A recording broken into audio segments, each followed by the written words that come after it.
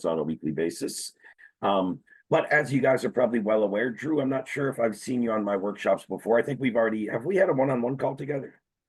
No, I'm brand new. Just got access to everything yesterday. So Okay, that's very new then. That would make sense. yes. Cool, cool. I'll guide you through a couple of things, but just really quickly to give you a little more context, I know Georgetta is on almost all my workshops, and Eric I've seen on quite a few. But just for context, this one is the DaaS Sales Workshop. So everything more for the reseller side of the data program, how to package it, price it, discuss it, pitch it, overcome objections, right? And on and on and on. So resources and lessons kind of all geared around that side of things. My area of expertise and what I cover on these workshops is not like the in-platform actual audience building. Office hours and our incubator workshops are more geared to, now I'm just giving you a little context and outline of like which one everything covers. Appreciate that. Not sure exactly what program you enrolled in. I don't have my client list up, but if you're in one of our DaaS tiers, very quickly you'll be receiving some information and some resources to go through and then book a one-on-one call with me, which is kind of what I call people's fastest path to cash. We do a one-on-one call. I get a little gist of your objective and what you're looking to accomplish. And I kind of say, hey man, if I'm in your shoes and I just got access to the software, this is where I'm spending my time. And these are my 1, 2, 3 bullet steps. So just to kind of, condense the process and make it simple. I think when people come into the DaaS program, especially prior to that call with me, there's kind of a lot of confusion. You get on board, you get into school, there's tutorials, there's workshops. What do I focus on? So I just kind of streamline that and give you a path. Hey man, if I'm in your shoes, this is where I'm spending my time. This is my focus and we should see this result, right? So hopefully we'll get a chance for that sometime soon. But today we're going to stick to obviously the workshop, curriculum. There's another person before I dive into things, but how I always kick this off weekly. And again, I think I see a few new people here, so that's great. I know a couple of you guys, this first 5 or 10 minutes is super redundant. You see me do this every week, but something I give out on that one-on-one call and I give out to start each one of my DaaS sales workshops is the primary resource I put together for you guys in terms of DaaS reseller resources, data reseller resources, right? So very quickly, I am going to copy the link. And after I explain this, I'm going to go drop this right down in the Zoom chat so everybody has access to it. Why is that not working? Am I logged? Oh, I'm logged in under the wrong the wrong Google account. Oh, That's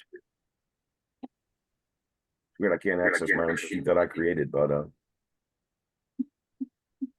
it should be fine now. So I'm going to grab the link here real quick. And then once I explain this, I'll go drop that down in the Zoom chat. So anybody that's never seen it or doesn't have it or lost it or whatever can have access to it.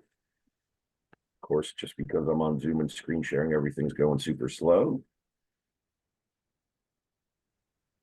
Technology is supposed to work faster than humans. Come on here. There we go. So I will drop this link down there in a moment, but really quickly, guys, what I put together here is just the best 8 resources that I can give you to build out your full data as a service process, sales process, game plan. So number 1 is kind of a Google Doc running through the exact process I recommend you guys build out. I'm a co-owner here. I also run and built our sales team, and I was the original Audience Lab rep back when we first launched before we had a full team and we just kicked off.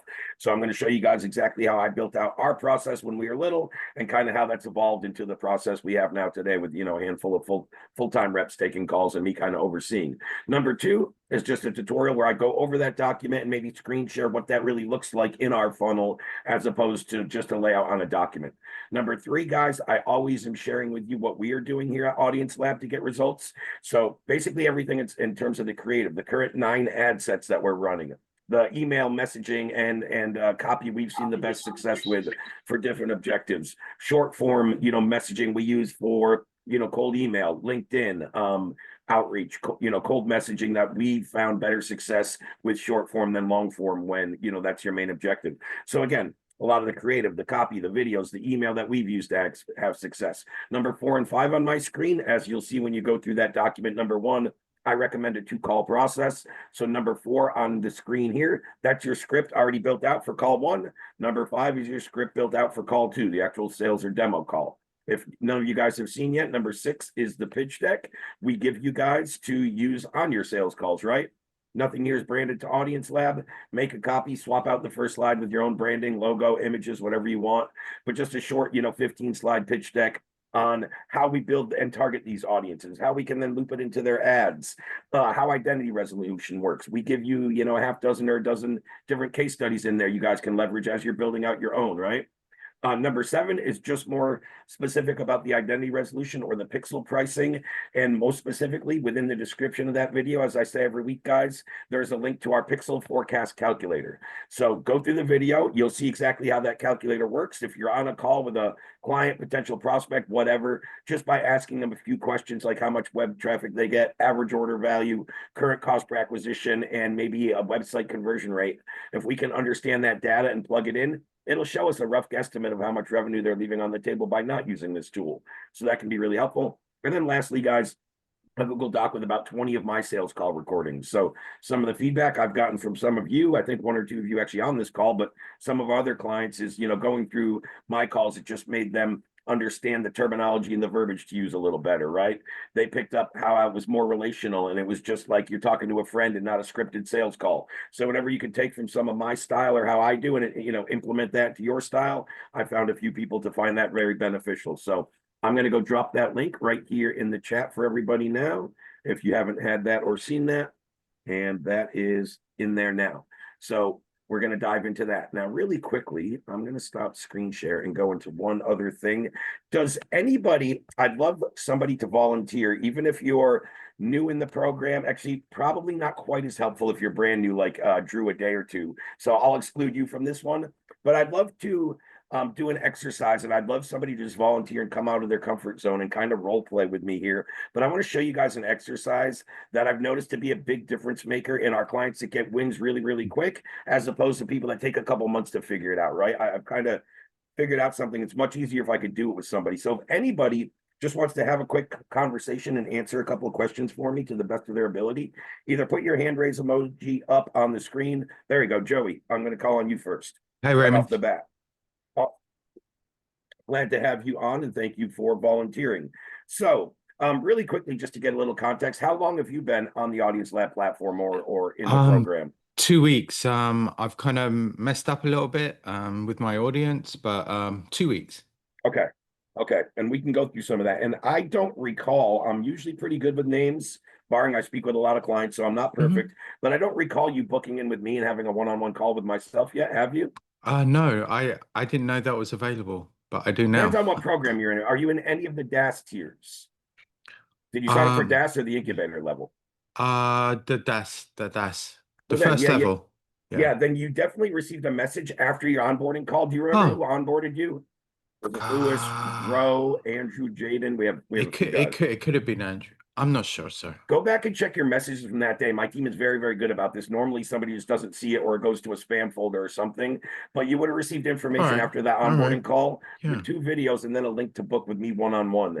That's where you're going to get help with, you know, what you were just talking about with your audiences and more about just streamlining your process. Yeah, I messed up my audience because I've got a good idea of what I'm trying to achieve.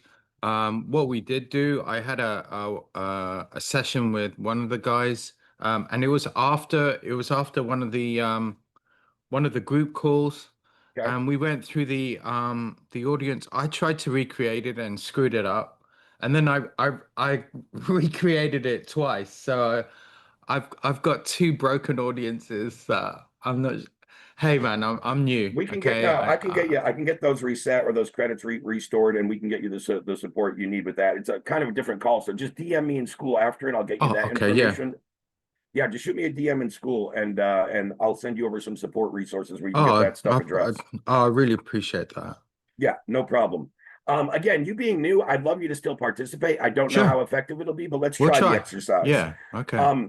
Now and you could even do this, Joey, from a perspective of before joining Audience Lab, if that's easier. But right now, within what you do, who do you serve? Just the person. Can you identify that for me? Yeah, I've got so my audience is school.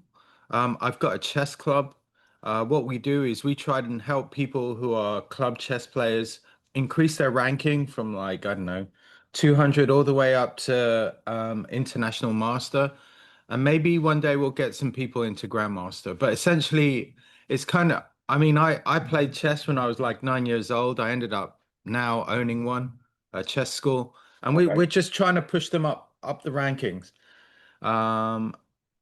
So that's what we're trying to do, and then there's a whole thing that we're doing. We have an online group. We have a YouTube channel, TikTok. We're big. Those are our two main revenue generators, and then and school, of course. So we probably charge too little actually. We've got a free school and a $10 paid school, which Okay. is Let me stop you for a minute. And this is why yeah. this exercise is very interesting. And this is what I see a lot. So if you guys saw the question I asked him, I asked, hey, who do you serve very specifically? I got a very long answer about a lot of revenue streams, a lot of what you do, your background, your expertise. I still can't define who you serve with everything you just told me. Oh. So very simply, I think this exercise is important because a lot of people do this when we're asked a few different things. I want to start with, I don't want to go into number 2 and 3 on my list here yet, but Who do I if you say? could just define in short, if I ask you, Okay. hey, who's your ideal audience and who's your Okay. perfect client, Joey? We help chess enthusiasts improve their chess ranking. Very good. Is that That's better? very direct. No, that's much more direct. So you're telling me you right there what I got out of that, if I break that down, and I know nothing about chess, mind you, so this is great exercise. I'm not in the industry, I don't play the game. So I'm very, very green as if you were talking. But what you just told me is we work with people that already understand and play chess and they have an understanding and they're pretty good. And we help them get their game to the next level and even higher than they think is imaginable. Is Yeah, that true? that's it. That's it. Perfect. Perfect. That's very good. So that being said, let's diagnose the next one and see if we can keep it short and very direct. Sure. What's the problem you solve? People don't know. People don't have access to ready-made courses. So what we're going to do is we're going to provide them online courses in a community so they can talk to each other, and we're going to hopefully give them a course on their iPhones and their iPads so that they're mobile. They don't have to go, they don't have to sit at their desktop, and we want to make it short and as accessible as possible. So you go onto your iPhone, let's say you're, I don't know what grade you are, 800, and you see like a problem pop up on your iPhone, you fix that problem, and then next, it's all about pattern recognition. So what we're going to do is help you recognize patterns so that you get better, basically. When you see a problem, you're like, oh, I know how to fix that, and then you try out that strategy, and hopefully when you're in the live game, you get better and better. But that's what I want to do. You see a problem pop up on your iPad or your iPhone when you're waiting. I don't know, you're waiting in line at DMV. You fix it, and then you just get better, like day by day, just like 2 minutes a day. That's what we want. Gotcha. And again, that was a very long answer if somebody asked you the problem you solved, right? Would you agree or no? Yeah. Yeah. What I heard there is we help chess players level up their game almost by teaching them instinctive reactions, and we can do so in an online format. That's it. That's it. And I think even the second part, if we really look at it, that's actually going to more go into my next one. That's not really part of the problem. Even the problem, and you're right, maybe part of the problem is that not easily readily accessible course exists for those people. I find that hard to believe, to be honest with you. I have a feeling they are out there if I really tried. But I don't think that's really the problem. The problem is the expertise and the training that you're providing, right? You're helping them level up from a novice or mediocre player, intermediate, to a expert level. Yeah, that's grandmaster, exactly it. Yeah. So that's the problem you're solving. Yeah. The more you could diagnose that, then the last thing I have to ask you, and this is a 3P exercise, and for anybody that hopped in late, I'll kind of rehash why I did this and what we're talking about. I know I admitted a couple of people right in the middle of this exercise, and it might not make a ton of sense. I'll rehash. But first I asked Joey very simply, who's the person he serves? And he gave me a very long answer that I still didn't actually get the answer to the question. Then we redefined it and got it down to one sentence, right? Then I asked him the problem he solved. I think he kind of got that, but he went 8 paragraphs for what I just did in 2 sentences, right? And then let's go to the third one. So we serve this person, an intermediate, or mediocre, or chess player, and we help them level up to a, professional or expert status. The problem we solve is we show you how to, be able to diagnose patterns and make instinctive reactions while you're actually playing out in the field to be able to outmaneuver your competition. Boom. That's how I'd phrase that. And then lastly, I think the important one, and think about this when I ask you, Joey, don't think of necessarily the platform that you're doing it on within a school community or job. It doesn't even matter. But Right. what is the process that you take people through to help them get that problem solved? Identify situations. See a Yep. pattern, solve the situation. That Look it, you kept that one short and right to the point. Identify, assess, and conquer. That's what you're saying there in short, right? And we teach you how to do that. You know, it becomes second nature to you, and that's what you kind of want to embed into your marketing. Yeah. So hopefully, and I think doing exercises like this with a lot of my clients that I work with privately is very, very important, because I just notice when I see their DM conversations or listen to their sales calls and they get asked a simple question, hey, who do you serve? They come back with a paragraph that confuses the reader and the prospect. And that's never what we want to do. We should be able to say that in simple form to the point where a fifth grader can understand us, really. If somebody asks you who you serve, what problem you solve, or what process or approach you use, right? Okay. And as you saw with Joey's first two answers, he went much more in depth. And there's nothing wrong with that. I'm not saying there's something wrong with it, but there kind of is when you take it to market and you mix that in to your messaging with people. People do it in their ad copies. They just can't get one headline that says, hey, this is a problem we solve, and they punch you in the mouth and say, this is exactly how we do it. Instead, they give you 8 paragraphs. So you're like, what the hell did Joey just say? What does he do? I heard patterns and chess players, but I don't know what all that. Yeah. It's ID, assess, conquer. That's it. Exactly. So the more we can always simplify that things, and that's, it kind of leads into my lesson for the day. And thank you for participating, Joey. Of course. But I thought it would be a good exercise, because I almost see this with everybody. And again, I'm not picking on you at all. Hopefully you learned something. No. But I find very, very few people that just can be short, concise, and be, hey, Ray, this is who I serve. This is the problem I solve, and this is the approach. And Joey's answer was different than what most people would expect. And again, to reiterate, if you hopped on late, Joey's only been in the program 2 weeks. He's never even done his one-on-one call with me, and we haven't really mapped out his full DaaS offer yet. So I asked him kind of just what he does outside of the whole DaaS side of things. And obviously your expertise and your passion and who you help all revolves around chess and your childhood, which is great. I love when people can lump a huge passion or interest or something they had success and again, interest into, you know, something that they can monetize and turn into a career, because you're pretty much always lit up to go help those people. And I'll do it because you have a love and a passion for the game in this case, right? Or whatever you're doing. So that's really good. But yeah, that exercise is just really, really good. I think we should all ask ourselves that. And let me just reiterate and do a kind of general example from a DaaS agency standpoint. So who do I serve is always going to be different, but I'm going to pretend that I just came into the program. I had my call with me, but that wouldn't work. So I had my call with a team member, got my offer dialed in, and was going to start to take it to market and have conversations. Well, the person I serve is e-com agencies that are using Shopify stores, okay? The problem I solve is I help them drop their cost per lead and cost per acquisition by injecting in-market first-party data. The process I use is I go into my database and build them an in-market 3-layered audience based on intent, the market, and then the parameters I'm looking for, meaning demographics, right? Age, race, income, credit score, and all the things we're looking for. So I build them a 3-tiered in-market audience. I then take this highly effective winning audience, loop it right to their marketing campaigns, and that will drop their cost per lead and acquisition. And I elaborated a little more just so everybody listening kind of hears some of that verbiage over and over again. I could have kept that much shorter. But very quickly, if somebody asks me, hey, I serve e-com business owners that are operating out of Shopify stores and they're not happy with their, cost per lead and acquisition. That's the problem I solve. Rising cost per lead and acquisition leads to lower ad profitability. We help you lower those metrics and increase your ad profitability. How do we do it? Bam, bam, bam. How I just laid out. So again, when we're having conversations with people, when we can just kind of keep drilling those bullet points of, hey, you're exactly who we serve, and we help 20 other e-com stores in my example here, or whatever, 20 other chess players level up, just show them example. You're exactly who we're looking to help. We've already helped 20 others like you. Would you like to see the result that those people saw? In my example, would you like to see lower cost per lead, lower acquisition, and increase ad profitability? It's very hard when I speak with a business owner and ask them that to say, no, Ray, we wouldn't like to see lower metrics and higher profitability. Like, it's a very difficult question to say no for you. You basically have to say, I'm stupid and I don't have a business mind, but I run a business, right? That's what you're telling me if you tell me you don't want to lower costs and increase profitability.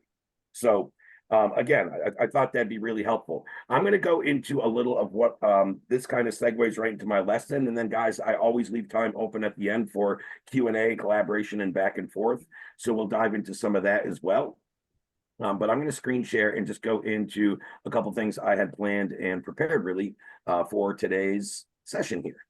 So again, I think there might be two of you on the call that may have seen this once or twice, and it may be a little redundant, but I never teach the same thing twice. So you're still going to hear some different angles on things.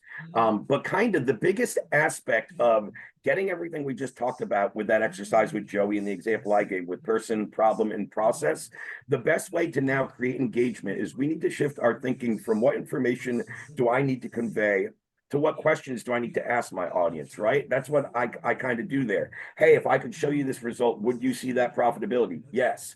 Hey, if would it make more sense to use my targeting and lower that cost per lead versus Facebook's generic, testing phase targeting, right? Whatever. So what questions do I need to ask to get them to say, yes, your way is better, basically is what I'm saying there.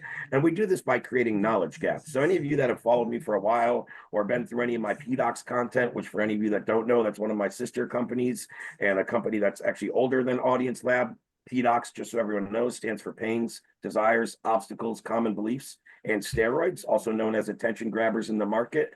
And those are some of the just foundational points to an overall communication system that we've developed and used in every component of marketing.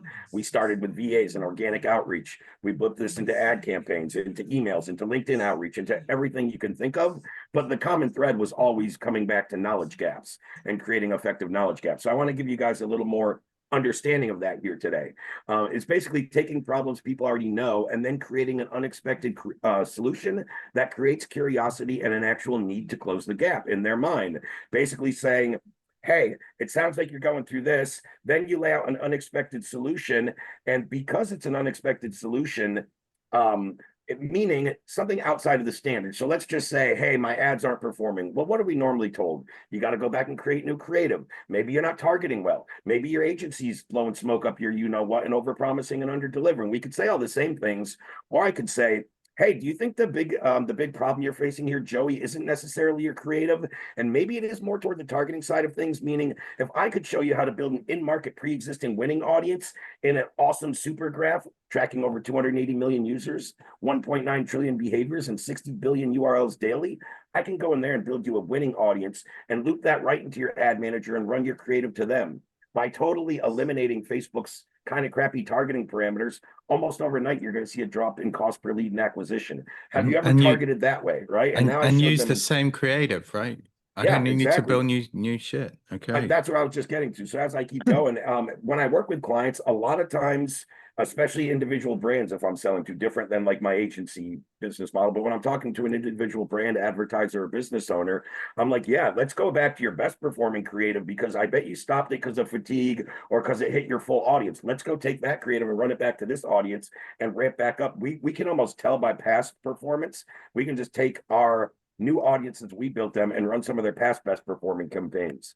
We can also slow down their content creation now because what I'm seeing from most business owners, and again, guys, this is all going to vary industry to industry and based on the kind of sophistication level on the businesses we're working with and how big of a marketing budget they have. But on average, people are revamping and dropping new creative into ads every 2 to 4 weeks. Okay, so now in their head, they're like, okay, that's my content creation cycles. I got to be cycling new angles and new hooks every 2 to 4 weeks. And when you do that, as we all know, we don't just do one angle or one hook. We're cycling multiple, testing them, A/B split testing and seeing which wins. So there's a lot of stuff that goes into it. I can tell them, hey, by creating my in-market targeted audiences and running to your creative to them, number one, I have enough people in this database that we're not going to have to create new creative for at least 4 weeks. So drop 2 to 4 weeks. We can go a month plus without dropping new content and creating it. They're not going to fatigue as quick. More importantly, I can take your past performing creative that perform best, run them to these audiences and get some quick wins without you having to create anything. Right. So I've dropped all kinds of little knowledge gaps in there of shit. Like I thought I had to do it the opposite way. I thought the only way to do this was keep creating constant content. Right. No, actually just better audiences and better data is going to give you better results without having to do all that and create it. Well, we had one YouTube that had 8 million views and we've never done it the same for nearly more than 2 years. So we're doing something. So we had an incredible audience, and then it's just been going down and down and down and down. So there's something we're doing wrong. Maybe we're just hitting the same people all the time, or I Are you don't know. saying one video particularly stood out with and went viral and got that many views and Oh, nothing's ever yeah, come no. close? Well, yeah, well, no, we had a whole period around the end of 2023 where we were getting millions of views, and now since it's like tailed off. But I mean, I've I would got go back and do a little research. It's hard for me to really speak on it without knowing, but I would go back and do a little research and see what type of content was going out then, and is it the same now? I would take my top 3 to 5 best performing videos and go break down what were the 2 or 3 aha moments in there and start recreating those angles again. okay. Good point. Okay. Let's save the rest of the questions till I get to the end, just so I can Sure. get through this, and, Yeah, and please do. I'll call on anybody. Mhm. But yeah, I want to be able to get through all this, and we'll dive back into that. So again, going into knowledge gaps there a little more. Once we have knowledge gaps, your content, what we were just speaking about a little, Joey, will generate more replies than you thought capable, and you will have engaged them. And that's definitely what happened back then. You just have to go back and research and figure out what those were, right? It's very hard to say.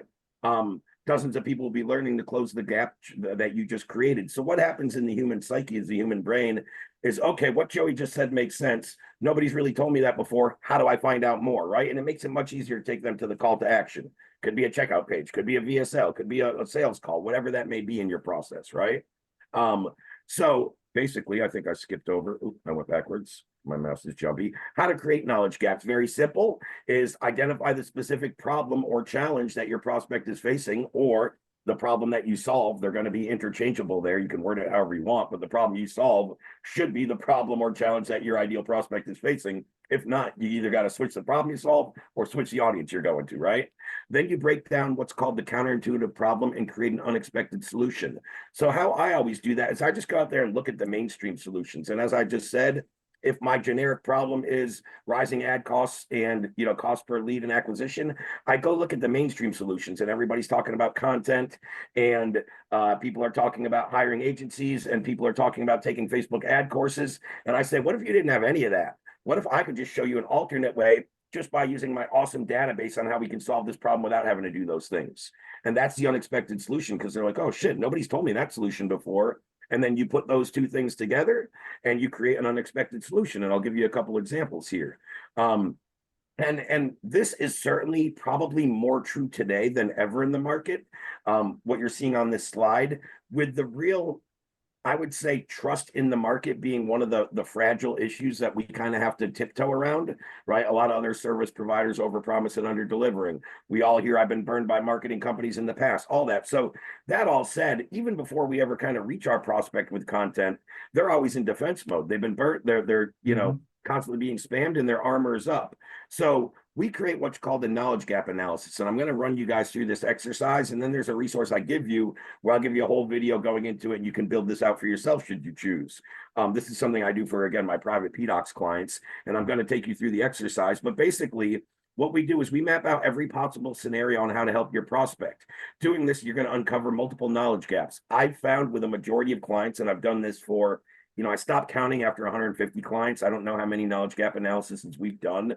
But what I noticed is, on average, with my most, I would say, efficient or effective knowledge gap analysis, we would come up with anywhere from 6 to 8 knowledge gaps in a business and an offer. And knowledge gaps are very simply kind of entry points or messaging or marketing messages we use to penetrate the market that no one's really heard before, or to hit the right prospect at the right time, is maybe a better way to say that. So what we do when we do a knowledge gap analysis is we then identify the one that is going to be kind of your winner, meaning, hey, this fits within your skill set most, or this kind of problem or knowledge gap is most universal to the biggest portion of the market. We'll kind of assess what that is, and we'll pick out the one. And I can't say we're always right, but about 90% of the time, we're like, hey, this is going to be your winning knowledge gap. Now, sometimes you'll find out through testing, it might have been the one next to it or something, through a little, time and feedback. But what we do is pick one knowledge gap, and that will act as our entry point to create massive engagement. We use this to create story-based bios, openers, content, and then instantly we'll engage what we call the croc brain, right? Which is ultimately where we can kind of disarm the reader and get them to go through that exercise I just said. Hey, what he said makes sense. No one's really told me this before. How do I find out more? So Here's an example breaking down that formula I just talked about. Here's the challenge or the problem in this particular knowledge gap. The challenge is breaking past 25K months. Now that's the surface level problem, right? Or the symptom level problem. Then we take it down a layer deeper and we get to the root or the real problem. People do not know how to scale organic prospecting process and they just jump to paid ads too soon. That's certainly true in a lot of marketplaces. So here's the now unexpected solution. We teach sales team how to crush organic marketing past 25K per month. So basically it could be as simple as the bottom line. I help agencies, if that's who we're working, right? Could be coaches, consultants, whatever, but I help agencies scale past 25K months by teaching their sales team how to generate their own leads organically. That's something that not everybody's saying. Most people are saying, and that's why we have that little pattern interrupt and disarm and engage the croc brain, because they're saying everyone else is telling me to get past 25K. I got to go put money into paid ads. I got to start running more marketing. I got to open up other channels. We're showing you, hey man, you don't have to start doing that yet. There's plenty of ways, and we have a proven process to teach your sales team how to generate their own leads organically, scale past 25K easily, and then starting to invest into paid ads on a profit once we're breaking 30K months and it makes sense, right? So would you rather bootstrap and reinvest all your profits back in ads and hope they work, or get profitable, have margins, and take a healthy portion, a percentage, and reinvest into ads, and we still have a fallback plan, right? So that's if I was going to elaborate in more depth, but very simple. That's how we just came up with that from scratch. The initial problem, then we chunked it down to the more root problem and elaborated on that a bit. We simply showed an unexpected solution that they don't hear from all the other gurus or offers or sales calls or messaging they're receiving, and then they're interested to hearing more about it. So again, if we just look at the two components that I labeled earlier, the biggest struggle, challenge, or problem, we can use whatever word, is scaling past 25K. And then the unexpected solution we injected here is how to generate their own leads organically and scale past 25K months, right? So yeah, once you have your knowledge gap, you can begin building content, posts, and take it everywhere. So just to build on that and show you what one of these boards look like, we have a very good kind of knowledge gap template. And I just want to take you through the exercise. And then again, I'm going to share with you something you guys can go watch and then kind of get your own blueprint to start to map this out for yourself. But basically, we start with a top question that we want to ask most of our audience. I always say, what's the number one question? And I'm saying this to all you guys on the screen. You need to ask this to yourself. What's the number one question you would ask a prospect or potential client to see if they're a good fit to work with you, right? In this case, this business owner said to me, Ray, I really want to work with people over 10K months. And then I have a different product, maybe if they're under, but my ideal client is making over 10K a month. Okay. So let's start with that question. Now, the one thing to make knowledge gap analysis work is every answer has to be binary. Yes, no, over, under, right, left, hot, cold, right? There's only two solutions. So we can't ask kind of subjective questions, right? So now that we have the initial question, the number one thing that we would ask as a pre-qualifier, let's separate this into prospect A and prospect B based on the no and yeses. And let's say prospect A is your ideal client. So let's start with that one. What's the next question you want to ask them? Well, if they're over 10K months, I kind of want to know how they're gathering clients. So are they doing that paid or organic? Great. That's binary. That's right or left. That's over or under, paid or organic. What are they doing? We're using organic. Right. So right then, and even though this is a little early, I can kind of go into the knowledge gap right away. And what do I mean by that? Well, actually, I would probably ask one more question before I did that solution, and I'll break that down. But once they're over 10K a month and they're on this call for some reason, they're reaching out to me, whether it's in DM or whether we're speaking, they probably have some kind of problem or they're at some kind of limit, right? Hey, I've broken 10K months, but I can't break the 20K threshold organically. And that's how I'm still getting my clients. Hey, Bob, what if I could show you how to automate your organic process with a system we call, believe it or not, auto organic, and then leverage paid ads down the road once we've scaled your company past 20K organically? Boom. That's the knowledge gap. That's the one I just literally covered on the other screen. So it's a little redundant. Now, what if Bob says to you when you ask him, hey, how do you get most of your clients if he says paid? What do you want to ask him next? Well, now I want to know if through paid, he's making an instant ROI on the front end offer, or if he needs, lifetime value or them to upsell and back end offers. Let's say they say, no, I'm not making an ROI for my leads right on the front end offer. What if I could show you how to build out an SLO, which you guys might not know stands for self-liquidating offer? You build out a self-liquidating build out to profit on the front end, meaning With a self-liquidating offer, your goal is just to break even on the front end at minimum and have your ad cost totally liquidated. So then any of your back end upsell products are still 100% profits and margins. Of course, when I say 100% margins, I'm just talking about with your ad budget. I don't mean you don't have costs or employees or softwares. That stuff's always in all of our businesses. What I'm talking about is relation to the ad spend. So that's how we launched pretty much every company. That's how we launched in Group eDocs. That's how we initially launched Audience Lab. We start with an offer that just breaks even in the front end, and then a certain percentage of the people are going to uproll or upsell and enroll into some back end packages, whether that be an MRR package, whether that be a high ticket package, whether that be a 6 or 12-month agreement, right? We all have different things we can offer. So that's what that strategy. Now, if he says yes to this question, what would you ask your prospect next? Well, next I would ask them if they're using a self-liquidating offer or if they have their ads really dialed in, and that's why they're already getting an instant ROI. So basically, do you outsource traffic to an agency or do you have a contractor running it for you, right? Normally, if we are running money on ads and they're profitable in the front, you either have a contractor or a full-time media buyer, or you're outsourced to an agency that's doing things pretty well. So that's a great question to ask because it's almost always going to be one of those two. I don't know why this one just says yes, but the one that says yes obviously means agency because the other one is confident in paid ads and he probably has a contractor or something running it. Are they using a self-liquidating offer? So what if I can build you a low-cost funnel or low-cost internal full-stack marketing team, right? So this is if he's outsourcing things. And then, and this one I think is a little complex, to be honest with you guys. Hopefully I'm not confusing you. I'll take you down the simpler path in a moment. And then let's say that they said that they're currently confident in their paid ads and they really don't think they're having any problems. Well, what's your close rate from the front end to the back end upsell? I think that's very important. Is it over or under 30%? So we can't just ask what's their close rate. That question should have been better. I can see by the drop-down menu, we did specify 30%, but that doesn't need to be in the question. So it should be, hey, is your close rate from the front end to the back end upsell over or under 30%? That's what it really should have been there, because that's not a binary over under question that I just asked. What's your close rate? We're going to get a different answer from everybody. That wouldn't work in a scalable system. But now that we know we settled on 30%, I'm below 30%.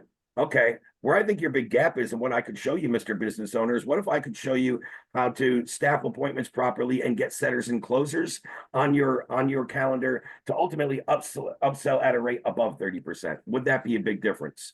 Or just staffing appointment setters and closers, very basic, because a lot of these people, especially if we're going through my example of like an e-com store, they expect everything to be automated and for clients to just upsell. And if they don't through the website or through, maybe the checkout cart abandoned, SMS approach, if they don't get people to opt in through that, they just give up and say that guy's not a client. But if you had somebody actually reach out to them personally and gave them an outbound dial and say, hey, you opted into our thing, we saw you got right to the checkout page and opted out, I'm just doing some feedback for the company, we'd love to know why you decided to not make a purchase. Was it price? Did you find a competitor? And just reach out from that. And they're going to tell you a lot of times, well, I checked out because whatever, I had a medical bill come up that week and I didn't have as much expendable cash or this or that. Okay, well, if I could put you on a payment plan or work out a date, whether it's, next week or next month when your finances are better, would you still like to get this product? I can work you out a kind of deal.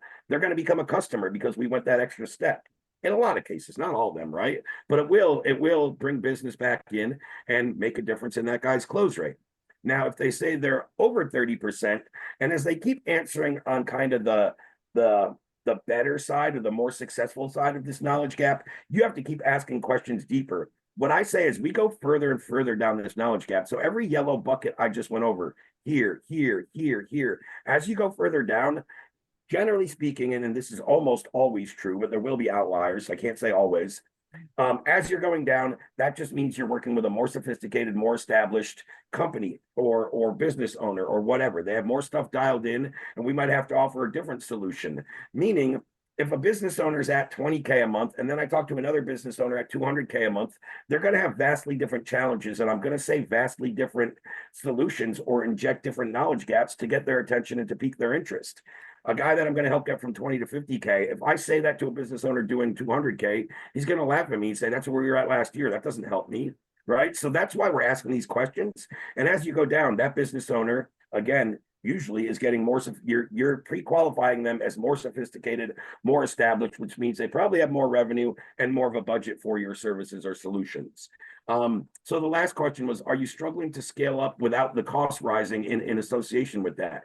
Yes, I am. What if I could show you how to build out what we call our PDocs knowledge gap, our PDocs method research, and then semi-automate your ad creation so you have an everlasting engine that isn't contingent on bandwidth and new employees. Boom. So that's now the knowledge gap. So basically, everything that I'm finding out when I'm speaking with them is kind of saying, hey, this is where he's stuck. I need to inject this solution. Okay, this guy's a little further along and he's stuck here. I need to inject this solution. So this helps us kind of map those out.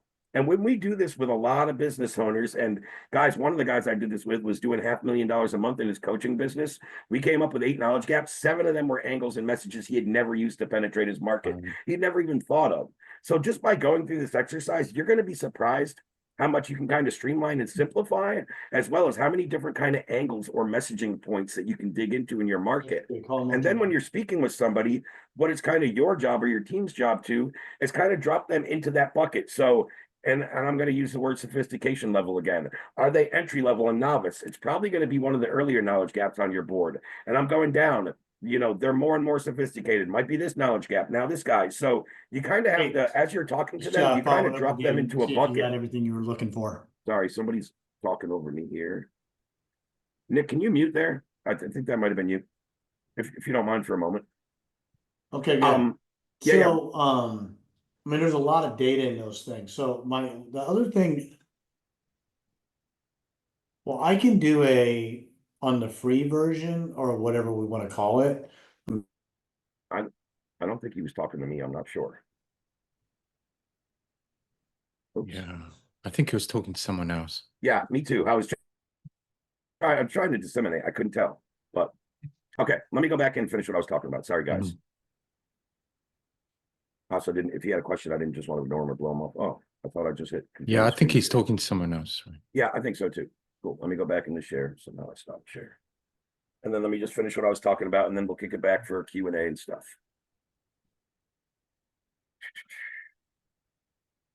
Can everybody see the knowledge gap board again? Mm-hmm. Okay, perfect. Perfect. So really, really quickly, I'm going to go through a little bit on the other side. Then I'm going to give you some resources and go through a bit of a Q&A.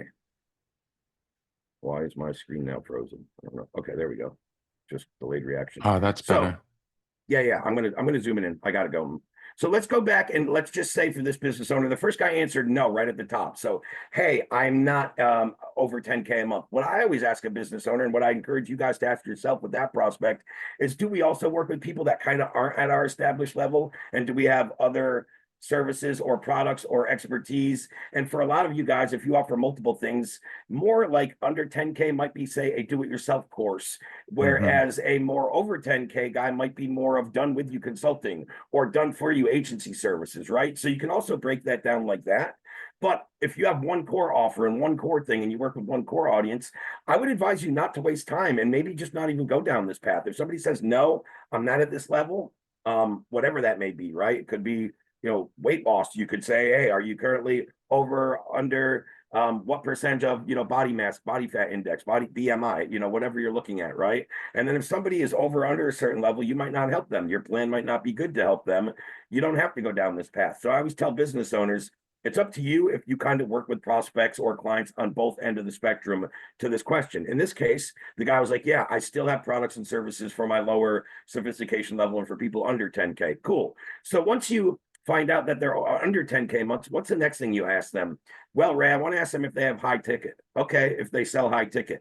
Well, high ticket's very subjective. That could be 2K for me or 10K for that guy. What is it to you? I consider high ticket 3K. Okay, so let's ask if their offer is over under 3K, because that's the same thing as asking them if it's high ticket, but it's putting an objective number on it rather than leaving it open to subjective, right? So that's again, just rephrasing the question so it fits the kind of yes or no scenario. So cool. Let's say they say no to that. What's the first thing you want to say? I actually want to tell them they need a knowledge gap because they're probably significantly undercharging. And I can show them by going through a knowledge gap analysis how they can solve a bigger problem and charge more. Great. That's a great knowledge gap. If somebody's selling low ticket and somebody said, hey, I can come in and do this magic thing. In this case, we'll call it the knowledge gap analysis, and assess some pain points in your business and the problems you solve and show you where you can charge more to solve a bigger problem and serve, a higher affordable market. Would you like to charge high ticket? Hell yeah, I would. I didn't think I could do that, right? Boom. So that's kind of what I'm walking them through. Let's say they say yes. So now we know what through 2 questions. This guy's under 10K a month, but his offer is over 3K, which tells me he's not making more than 3 sales a month, right? I can already put the math together. If he was making 4 sales a month at this offer, he'd be over 10K, right? So I can already assess that. So now I said, okay, your offer's over 3K. I want to make sure it's kind of validated and vetted. So have you validated your offer with paying high ticket clients, or have you just put together a 3K offer and never actually sold it, right? We all know there's those people and there's a difference. No, I haven't validated it. Cool. What I want to show you how to do, Bob, is build out an auto organic system that you can use to generate 6 or 8 high ticket appointments per week. And our initial job is to collect feedback and see if we actually have interest in this offer because we haven't validated it. Does that make sense? Yeah, it totally makes sense. I should get some feedback and make sure people are willing to pay for it before I try to grow my business. I agree with you totally, Bob. Let's get started there. Boom. Right. So that's my knowledge gap for him. If they said, yes, I have validated my offer. All right, well, now I'm kind of thinking you validated your offer, you deliver good results, you charge high ticket, but you still can't break 10K. Are you consistent? Are you able to book consistent calls, Bob? No, I'm not. What if I could show you a sales process made up of micro commitments so we can track exactly how to book calls consistently and where people fell out of our process? Oh shit, if I could book calls consistently, Ray, I could definitely get over 10K per month. I agree with you. I think that's your gap. Let's work on that. Boom. Right? Then if he says yes, I can pretty much make the determination right now because we know he's not closing more than 3 deals per month at his price point, right? We've already concluded that. But he's telling me, yes, I have booked consistent calls. So I already know this guy's just not closing a lot of deals. Why is that? So my next question is, hey, Bob, is your close rate over or under 25%? I already know the answer before I even asked it based on all the metrics that we just went down. He's booking calls consistently and not closing 4 deals a month, right? Obviously, his close rate is going to be under that. So no, I'm under 25%. What if I could show you the best sales training so you can get a real less and learn how to leverage and overcome objections on calls and turn those into closed deals? Oh shit, it's exactly what I need. I get an objection and I kind of always, just shoot from the hip and I hope I say the right thing, but usually it doesn't work, right? Yeah, I can show you how to turn that objection into a positive and then reframe it so the prospect is still looking for your solution. Would that help you? Hell yeah, Ray, that'd make a big difference. So you guys can kind of see how this works. Now, really quickly before I dive into the last 15 minutes in Q&A, a resource I've shared in previous weeks, and I'm going to drop down below so you guys can get some more information on that, with our DaaS client checklist that I created very, very recently within the last couple months. This all became off of, I don't know if anybody specifically on this call, but it all came from your guys' feedback in terms of our clients. And if you see number 13 on here specifically, this is the full knowledge gap into the eco. So that's the messaging I do once I've assessed the knowledge gap. The eco framework, and again, the lesson is in there, and right above that is the eco script. So you guys can get familiar with my acronyms, but it stands for engage, assess, assign, call to action, and obligation. Basically, those are the 5 stages of any conversation. Once we've created the initial knowledge gap and we've poked them, now we're creating engagement. Then we're going to assess where they're at, as I just did in the knowledge gap. Then once I assess which knowledge gap, and let me just go back into that real quick before I go drop you guys this link, because did I close it or did I leave it open? Oh, I did just close down the knowledge gap board. Okay, it's not that big of a deal. But so what I was saying is then we go into assign. So what I had down below, and I will bring that up on a separate lesson. I really didn't have the time. But each one of those knowledge gaps that you saw on that screen in the yellow box that I read through, down below it had what was called an eco script attached to it. So if they fell into knowledge gap 1, box 1, the first box on the first question, boom, I can scroll down and I have a script of exactly what I would say to that person. And what we do throughout that script is that framework I just laid out. First, we create engagement, we assess where they're at, we sign a knowledge gap and inject the unexpected solution. Then we give them the next step, the call to action, which again, could be different in people's funnels, but you can see exactly how we build it out. And then the obligation or the accountability and the touch point messages we use to increase show up rates, right? Which is all part of the system. So again, number 12 and 13 specifically on this checklist, guys, go over in much more depth and give you more resources and more information about how to do this for yourself and everything you need to build it out. So I'm going to go drop the link to the spreadsheet right in the chat right now. It's the most recent comment there down in the chat here in the Zoom room. And feel free to have access to that. anybody that's newer in the program, and I know there's a couple on this call, Joey, Drew, I will go over that checklist in much more depth on our call and explain it and everything. I just kind of highlighted what was applicable to today's lesson right now, number 12 and 13. But when you get on that call with me, we're gonna go over that step by step and just make sure you have full understanding of how to use it all. Thank you, Ray.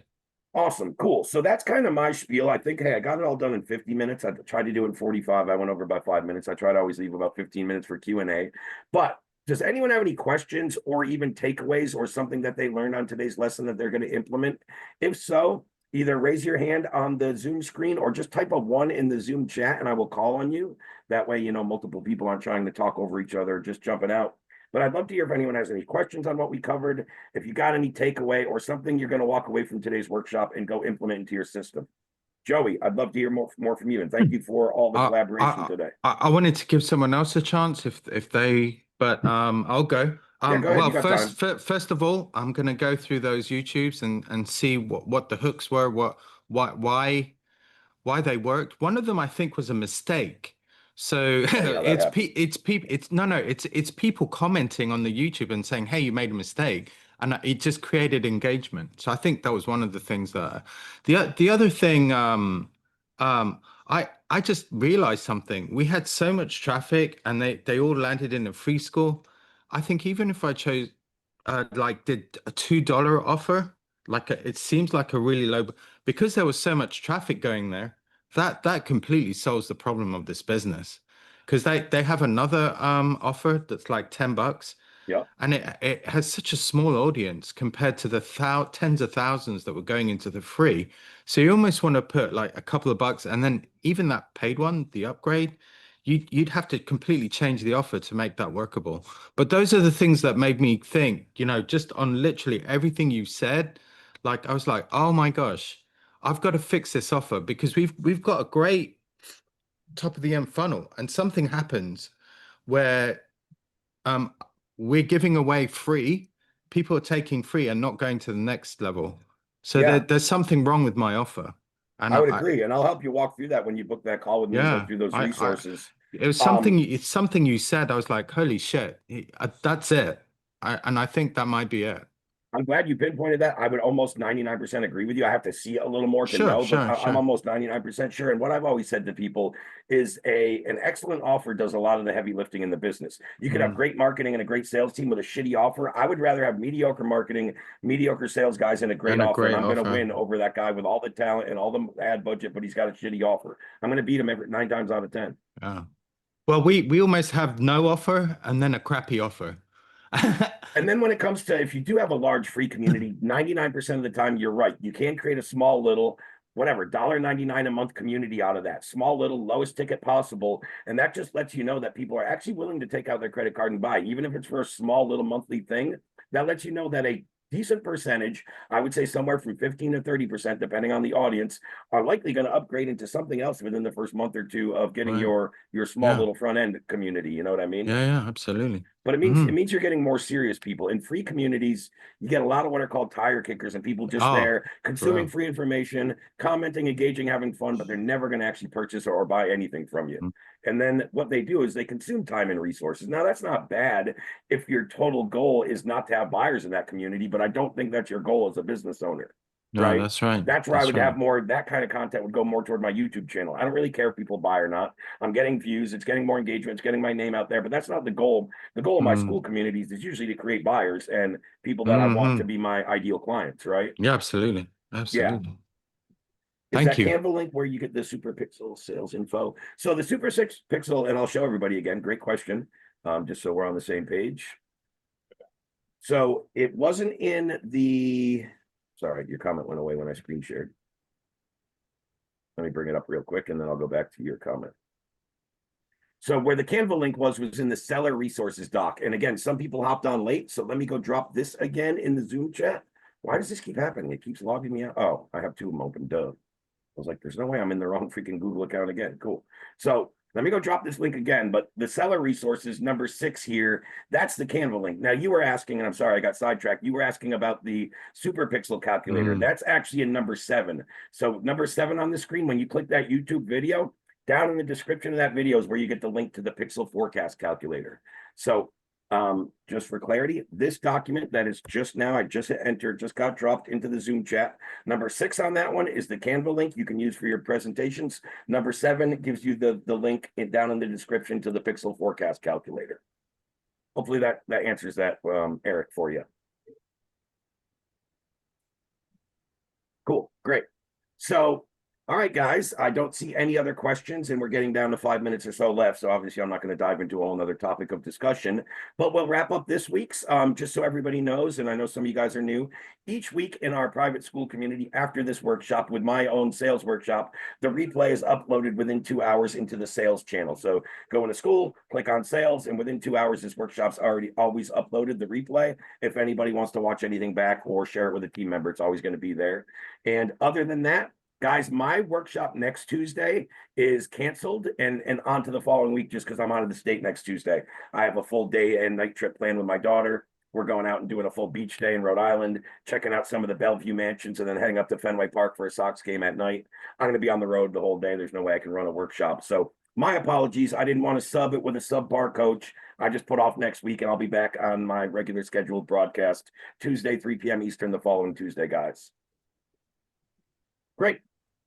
Thank you, Joey. I appreciate the comments, and yeah, no, I appreciate. I mean, hell, you helped make this a little more interactive. I would love a little more collaboration. I love people that aren't shy, and I get it. Certain people, you got background noise. Yeah, don't unmute and be some people just are very, what's the right word? I'm not that, right? But kind of very antisocial or extrovert. I'm an extrovert. A lot of people are introvert, and I get it, but I love to get people to kind of come out of their comfort zone and just discuss some of these simple things. Like I think Joey just kind of blindly saying, "Hey, Ray, I'll be on to your," and then me putting him on the spot and showing him like answering these simple questions isn't that simple. Let's streamline it, right? You learn stuff from that. You come out of your comfort zone. And you're like, shit, if I didn't do that exercise, I probably wouldn't know that. So that's why I kind of challenge and offer that to you guys. And I think it really benefits you personally more than myself. But anyway, great session, everybody. I will see you in 2 weeks, and the replay will be uploaded in the next couple hours. Thank you. Bye-bye, guys. Thanks.